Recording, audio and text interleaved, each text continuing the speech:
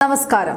Police സ്റ്റേഷനുകളിലേക്ക് March നടത്തി പോലീസിനെയും ഭരണകൂടത്തെയും കേട്ടാൽ അറയ്ക്കുന്ന ഭാഷയിൽ ഭീഷണിപ്പെടുത്തുന്ന CPM നേതാക്കളുടെ ഗുണ്ടാശൈലി വീണ്ടും കേരളത്തിൽ ചർച്ചയാവുകയാണ്.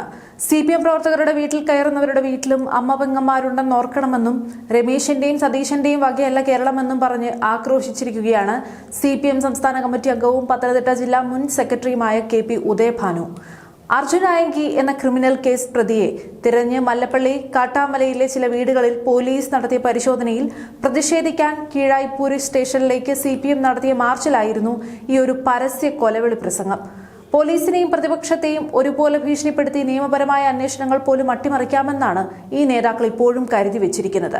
CPM ഭരിച്ച 10 വർഷം ഒരു കോൺഗ്രസുകാരന്റെ വീട്ടിൽ പോലീസ് കയറിയിട്ടില്ലെന്നും ആരെയും കള്ളക്കേസിൽ കുടുക്കിയിട്ടില്ലെന്നുമാണ് ഉദയഭാനു തള്ളുന്നത്. എന്നാൽ നിയമത്തെയും പോലീസിനെയും ഭീഷണിപ്പെടുത്തിയും ഭയപ്പെടുത്തിയും അന്വേഷണം അവസാനിപ്പിക്കാമെന്നത് സഖാക്കളുടെ വെറും അത്യാഗ്രഹം മാത്രമാണ്. ഇവിടെ വീറോടെ പ്രസംഗിക്കുന്ന നേതാക്കളോട് ഒന്നേ ചോദിക്കാനുള്ളൂ. നിങ്ങളുടെ ഈ ഒരു വൻ തള്ളും കൊലവിളിയും കേട്ട് തിരിച്ചടിക്കാൻ പോയ എത്രയോ പാവപ്പെട്ട അണികളാണ് 2 മാസത്തോളം ജാമ്യം പോലും കിട്ടാതെ ജയിലിന്റെ അഴി എണ്ണുന്നത്. ധൈര്യവും ചുണയും മിടുക്കുമുണ്ടെങ്കിൽ ഈ പ്രസംഗിക്കുന്ന നേതാക്കൾ സ്വന്തമായി പോയി എന്തെങ്കിലുമൊക്കെ ചെയ്തു കാണിക്കട്ടെ. എന്തിനാണ് ഒന്നും അറിയാത്ത അണികളെയൊക്കെ ഇളക്കി വിട്ട് അവരെ കൊണ്ട് തല്ലു വാങ്ങിച്ച് ജയിലിൽ അടപ്പിക്കുന്നത്? കവലകളിൽ കയറി നിന്ന് ആക്രോശിക്കുന്ന നേതാക്കൾ സുഖലോലുപരായി ജീവിക്കുമ്പോൾ ഇവരുടെ വാക്കുകേട്ട് അക്രമത്തിനിറങ്ങുന്ന അണികൾ ജയിലിൽ കിടന്ന് ജീവിതം തുലയ്ക്കുകയാണ്.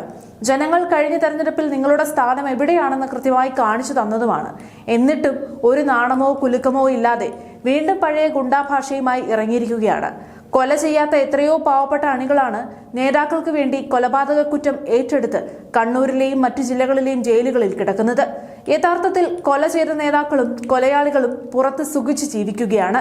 നേതാക്കൾ പറഞ്ഞാൽ കൊലപാതക കുറ്റം ഏറ്റെടുക്കാൻ വരെ തയ്യാറാകുന്ന അടിമകളെ സൃഷ്ടിച്ചെടുക്കുന്നതാണ് നിങ്ങളുടെ രാഷ്ട്രീയ പ്രവർത്തനം.